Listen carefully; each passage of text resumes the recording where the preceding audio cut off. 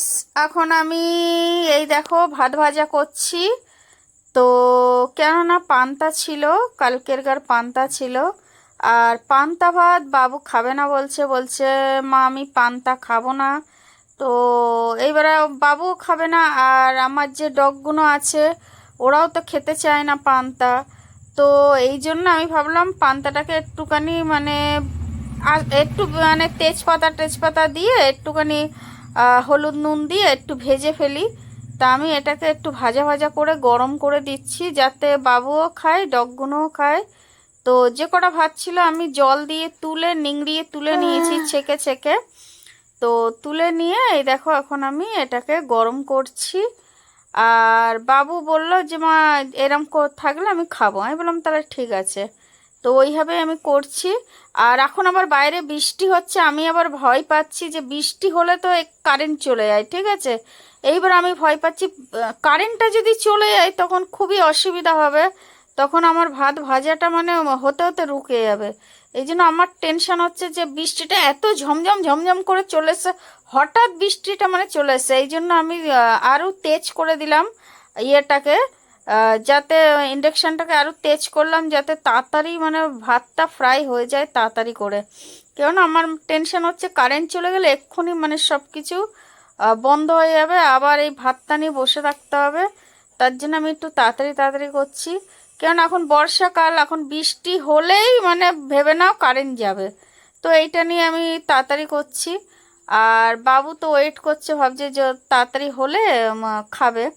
তো আজকের ওই ধরো তোমার হচ্ছে পটল দিয়ে চিংড়ি মাছ দিয়ে একটা মানে ভাজা ভাজা টাইপের করব। আর এই ভাতটা কালকের ভাতটা গরম করে নিলাম, কেননা ভাত আমরা ফেলি না, আমরা সে কালকের ভাত হোক যাই হোক ওটাকে আমরা মানে একটু জল দিয়ে ধুয়ে জলে ভিজিয়ে রেখে ওই ভাতটাকে পান্তা খেয়ে নিই। আমি আর মা তো পান্তা খেয়ে নিই, সেটা কোনো ব্যাপার না। কিন্তু যেখানকার কথা বাচ্চা কুকুরেরদের আসে তারা ওরা তো খায় না, না ওরা পান্তা খায় না। ওদের জন্য একটু ভাতটাকে আমার ভেজে একটু গরম করে দিতে হয়, তাহলেই ওরা খায়। আর হচ্ছে বাবা এখানে যে বাচ্চারা চিল্লাচ্ছে তোমাদেরকে কি বলবো। তা যাই হোক বন্ধুরা, এখন আমি ভাতটাই ভেজে নিচ্ছি, নিয়ে এখন বাবুকে যত তাড়াতাড়ি পারি খেতে দিয়ে দেবো, কেননা বাবু ওয়েট করছে খাবার জন্য।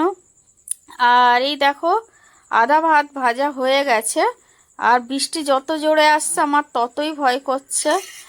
আর মেন কথা কি বলুন তো, বৃষ্টিটা আমার খুবই বর্ষাকাল শীতকাল পছন্দ, আমি গরমকালটাকে মোটেই পছন্দ করি না। কেন বর্ষা আর শীতটা আমার খুবই ভালো লাগে। কেননা বর্ষাকালটাও ওয়েদারটা আমার ভালো লাগে, কিনা চিরচির করে বৃষ্টি হয় মনে হয় যেন দার্জিলিংয়ে আছি। আর শীতকালটাও ভালো লাগে, যে ওয়েদারটা থাকে আমার দার্জিলিং দার্জিলিং ফিল লাগে। অ্যাকচুয়ালি আমি মানে দার্জিলিংটা আমি দার্জিলিং সিমলা এইসব জায়গায় আমি ঠান্ডার দেশটাকে অতিরিক্ত ভালোবাসি। আমার ঠান্ডার দেশের ওয়েদার, ঠান্ডার দেশের মানে আমার খুবই ভালো লাগে। তার জন্য আমি ঠান্ডার দেশটাকে প্রচুর পছন্দ করি। আর এমন না যে আমাদের এখানে ভালো লাগে না, ভালো লাগে, কিন্তু গরম তো প্রচুর গরম লাগে।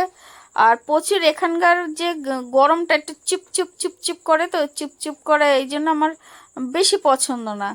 কিন্তু আমার বাইরের ইয়েটা ওয়েদারটা আমার হেভি লাগে, মানে ঠান্ডা দেশের মেঘলা মেঘলা খুবই সুন্দর লাগে। তো বন্ধুরা আর তোমরা তো জানোই যে আমি একটা বাড়ি নিয়েছি, তো তোমাদেরকে দেখাবো বাড়িটা। এখনও বাড়িটার কিছু কিছু কাজ করব। তো বাড়িটার কাজগুলো তোমাদেরকে শেয়ার করব, টুকিটাকি কাজ করব বাড়িটার। তো এমনি বাড়ি এমনি ফুল রেডি আছে, পুরো বানানো বাড়ির কিনেছি। কিন্তু বাড়িটার কিছু কিছু কাজ মানে একটুখানি সুন্দর করে একটুখানি নিজের পছন্দের মতন ধরো কিছু কিছু কাজ করাবো। তো সেইগুলোর জন্য আমি একটু ওয়েট করছি। আর আমি ভাবছি একটু বেটার একটু আরও একটু সুন্দর হয়ে গেলে তখন তোমাদেরকে বাড়িটা দেখাবো, তখন তোমাদের আরও ভালো লাগবে দেখতে। এখনকার আমি একটা ভিডিও ক্লিপ নিয়ে রেখে দেবো, আর তখন যখন পুরো বাড়িটাকে মানে একটুখানি লুকটা সুন্দর করব তখনকার ভিডিওটাও দেখাবো। তখন তোমরা বুঝে যাবে যে কোথা দিয়ে বাড়িটাকে কত দূর মানে ডেভেলপড করেছি, মানে সৌন্দর্যটা তখন বুঝতে পারবে। আর এই দেখো ভাতটা ভাজছি, কেননা মানে কি তাড়াতাড়ি তাড়াতাড়ি করার চেষ্টা করছি। আর ভাতে জল ছাড়ছে, বুঝেছো তো, কেননা ভাতটা তো আমার ভিজানো ছিল, ভাতে জল ছাড়ছে। আর এই দেখো এবার আমি আস্তে আস্তে করে তুলছি, তুলে তুলে থালায় তো করে রাখছি। তা বাবুকে বলছি, বাবু একটু ধর, কেননা নিচে রাখছি তো তো আমার কুকুরেরা আছে, যদি হঠাৎ মুখ টুক দিয়ে দেয় সেটা ভয় পাচ্ছি, যার জন্য। তো বন্ধুরা, যে আওয়াজটা পাচ্ছে আমার মা দরজা বন্ধ করছে, এই জন্য গেটের আওয়াজ আসছে। তো জানি না, আমি যখনই ভয়েস দিই তখন কোথাও না কোথাও কোনো না কোনো আওয়াজ চলেই আসে। তো যাই হোক, কোনো ব্যাপার নেই। তো বন্ধুরা একটু অ্যাডজাস্ট করে নিও। তো বন্ধুরা, এই এখন আমি বাস মানে মেন্টালি প্রচুর আমি, ফিজিক্যালি মেন্টালি প্রচুর আমি একটুখানি টেনশনে ছিলাম কিছুদিন ধরে। তো এখন অনেক হ্যাপি আছি, এখন খুবই ভালো লাগছে, আগের থেকে অনেকটাই মানে ভালো লাগছে। তো তোমরা যদি বলো কি কারণে, তো কিছু কিছু কারণে ভালো লাগছে, কেননা বাড়িটা হয়ে গেল, আর আমি এখান দিয়ে অনেকটা মানে ভালো একটা পরিবেশে, ভালো একটা কালচারের জায়গায় যেতে পারবো, যার জন্য খুবই ভালো লাগছে। আর তোমরা তো জানোই কে, মা আমার ডেলি সকালে কাজে বেরিয়ে যায়। আর এই দেখো এখন আমি পেঁয়াজ দিয়ে দিলাম, লঙ্কাগুলো ছোটো ছোটো করে কুচিয়ে দিয়ে দিয়েছি, আর কিছু কিছু লঙ্কায় ফাটিয়ে দিচ্ছি, আর কিছু লঙ্কা আছে ওগুলোও দেবো। আর সেই তুলনায় তোমাদের সাথে এই কথা আমি বলতে চাইছি যে মানে কি হচ্ছে দেশটায়, যত মানে আমি ফেসবুক দেখছি, যত নিউজ দেখছি, আমি একটু নিউজ দেখি, তো যত নিউজ দেখছি দেশের এইসব দেখছি না, আমি মেন্টালি ফিজিক্যালি প্রচুর টেনশন হয় আমার। কেননা জানি না, আমি এইটুকু বলতে চাই যে এইসব যারা যারা অন্যায় করছে এর বিচার কেন কিচ্ছু হচ্ছে না, কেন বিচার পাচ্ছে না, আমি কিছুই বুঝতে পারছি না। কত বড় বড় হাদসা হচ্ছে, কিন্তু বিচার কোনো তাতে কেউ পাচ্ছে না। তা আমার কাছে কথা হচ্ছে যে বাস এইটুকুই বলবো যে অন্যায়ের বিচার প্লিজ যাতে হয়, কেননা অন্যায়ের পর অন্যায় হয়ে যাচ্ছে দেশে, যা মানে নিউজে দেখছি ছোট্ট ছোট্ট বাচ্চাদের সাথে, যাদের পড়াশুনোর বয়স, যাদের খেলার বয়স, আজকাল তো মানে আজকাল কেন দেখো, এখন মানুষের মোবাইলের যুগ হয়ে গেছে, এখন মানুষ যেগুলো দেখতে পাচ্ছে আগে হয়তো সেগুলো দেখতে পেত না, বুঝতে পারতো না, কিন্তু এখন সম্পূর্ণটা মানুষ দেখতেও পাচ্ছে, বুঝতেও পারছে যে কি খারাপ হচ্ছে কি ভালো হচ্ছে, কিন্তু আগে তো বুঝতো না। কিন্তু বাচ্চাদের সাথে অন্যায় প্রচুর হয়, সব জায়গায় হয়।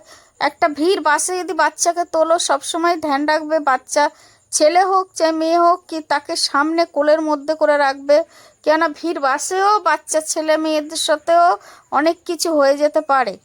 আর যখন শিয়ালদা বলো, হাওড়া বলো, কোনো ভিড় স্টেশনে বলো, বাচ্চাদেরকে সাইডে কোনো দিন হাত হাত ধরে নেবেন না, ছোটো বাচ্চাদেরকে, তাদেরকে সবসময় সামনে, নিজের ফেসের সামনে রাখবেন, তাকে কোনো অন্যায় হলে আপনি দেখতে পান। বাচ্চারা কি হয় বলুন তো, মুখে বলতে পারে না, বাচ্চারা হয়তো কিছু গলদ হলে বাচ্চারা হয়তো ফাল ফাল করে তাকিয়ে থাকবে পিছন দিকে, তখন আপনার বুঝে নিতে হবে কি আপনার বাচ্চার সাথে কোনো অন্যায় হয়ে গেছে, ঠিক আছে।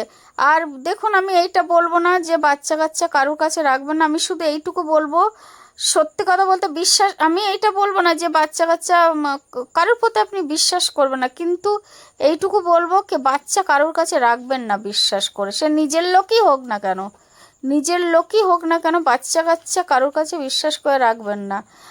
মাঝে মাঝে এমন হয় যে আমরা পরের ওপরে ভাবি আরে পর তো এটা করতে পারে, কিন্তু আমার নিজের ফ্যামিলির কাছে আমার বাচ্চা সেফটি আছে, মাঝে মাঝে ফ্যামিলির কাছেও অনেক সময় গলদ হয়ে যেতে পারে, ঠিক আছে। তো কোনো দিন ভাববেন না যে না ফ্যামিলির কাছে সেফটি আছে, বাইরে আনসেফটি আছে।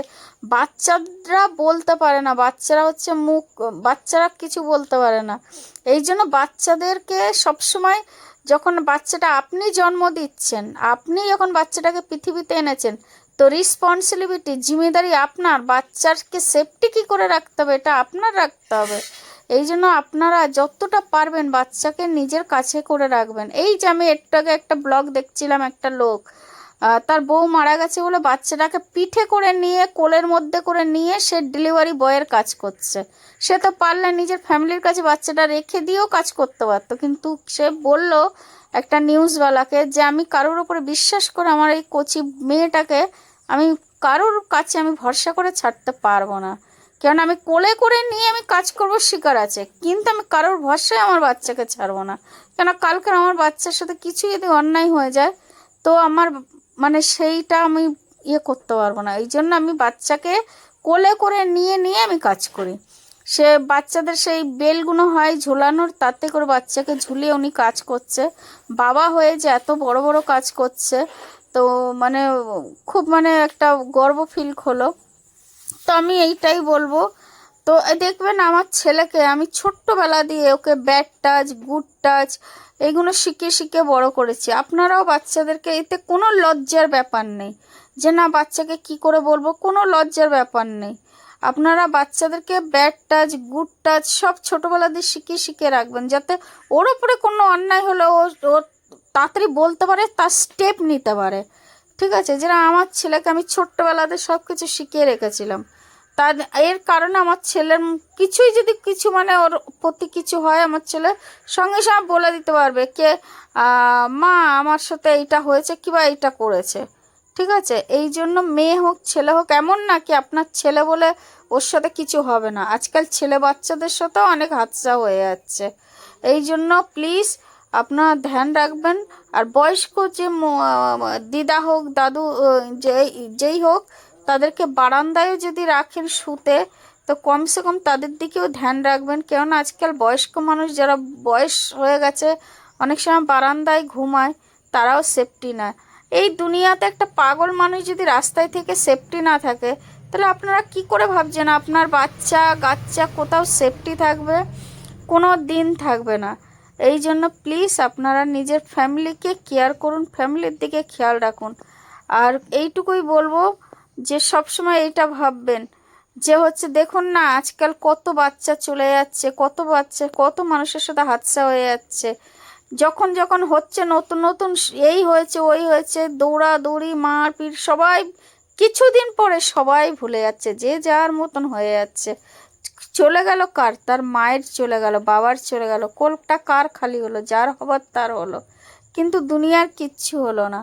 এই জন্য প্লিজ নিজের ফ্যামিলির কেয়ার নিজেরই করতে হবে আমাদের। কেননা আমরা যেই যেই জায়গায় বাস করছি, যেরম পরিস্থিতিতে বাস করছি, আমাদের নিজেদের খেয়াল নিজেদেরই রাখতে হবে, এছাড়া কোনো উপায় নেই। কেননা আমরা নিজেরা যদি নিজেদের খেয়াল না রাখি, আমাদের খেয়াল রাখার মতন কেউ হবে না। এই জন্য আপনাদের প্লিজ একটাই আমি কথা বলবো, নিজের বাচ্চা কাচ্চাদের খেয়াল আপনারা নিজেরাই রাখুন।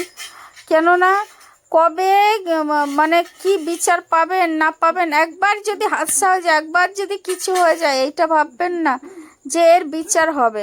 কোনো দিন এর বিচার আপনারা পাবেন না। এই আজকের দেখুন না কত বড় বড় মায়ের কোল দিয়ে ছেলেদের মেরে দিচ্ছে, কিংবা একটা বাচ্চার সাথে হাদসা কত কি হয়ে যাচ্ছে। তাহলে কি হচ্ছে, আজকের কেস হচ্ছে জেলে ঢুকছে, কালকে জামিনেতে বেরিয়ে আসছে। ঠিক আছে, কোনো কিচ্ছু হচ্ছে না কারুর, কোনো কিচ্ছু মানে যার শুধু যাচ্ছে মা বাবার কোলটা খালি হচ্ছে, কার মার আর বাবার, আর কারুর কোল খালি হচ্ছে না। এই জন্য আমি বলবো যে নিজেদের ইয়েটা নিজেরা করুন, নিজেদের কেয়ারটা নিজেরা করুন প্লিজ। আর আপনারা আপনাদের ফ্যামিলিদের খেয়াল রাখুন, কেননা ফ্যামিলি আছে তো সব আছে। কেননা দেখুন কাজকর্ম সারা জীবন আছে, কিন্তু ফ্যামিলির কেয়ারটা আগে করুন, আমি এইটাই বলবো।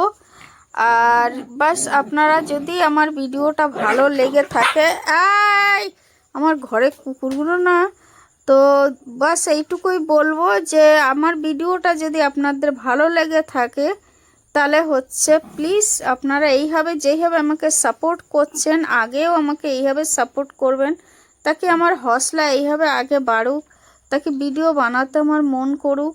কেননা আপনারা যদি সাপোর্ট করেন তাহলে আমার আগেও ভিডিও বানাতে মন করবে। আর যদি সাপোর্ট, কিন্তু আপনারা প্রচুর আমাকে সাপোর্ট করেন আমি জানি, আর আমাকে প্রচুর ভালোবাসা দেন। আপনারা ভালোবাসা না দিলে তাহলে তো এত দূর অবধি আমার পৌঁছানো ইম্পসিবল ছিল। আর আপনাদের আমি 0 দিয়ে শুরু করেছিলাম। আজকের আমার ইনস্টাগ্রামে 35,000 হতে যায় ফলোয়ার্স। আর আমার ইউটিউবতেই নতুন খুলেছি, ইউটিউবটা তো ছেড়েই দিলাম। আর আমার ফেসবুকে এই 15,000 ফ্যামিলি হতে যায়।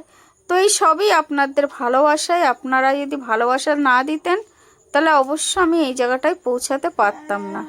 আর যদি আপনারা এইভাবে আমাকে সাপোর্ট করবেন, আমি আরও বেটার থেকে বেটার ভিডিও আনার চেষ্টা করব।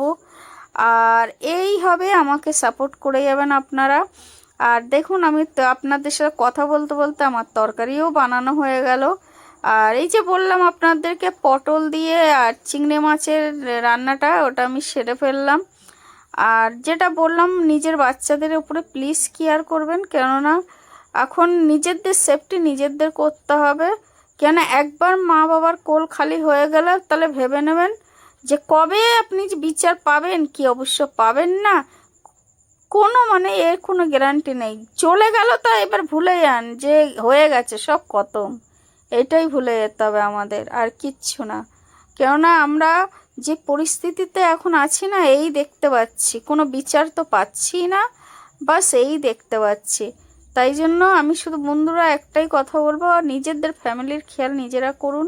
বাচ্চাদের ফ্যামিলিতে সবার দিকে সবাই কেয়ার করুন।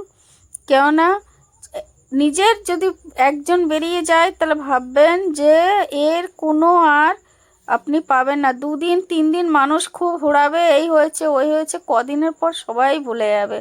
কেউ মনে রাখবে না যে কি হয়েছিল, অমুকের কি হয়েছিল না তমুকের কি হয়েছিল, কেউ মনে রাখবে না। ঠিক আছে?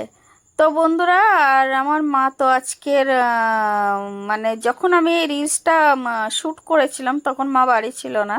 এখন আমি ভয়েস দিচ্ছি তো মা তো বাড়ি চলে এসছে, তার জন্য আপনার সাইডে কুঁকে আওয়াজ পাচ্ছিলেন।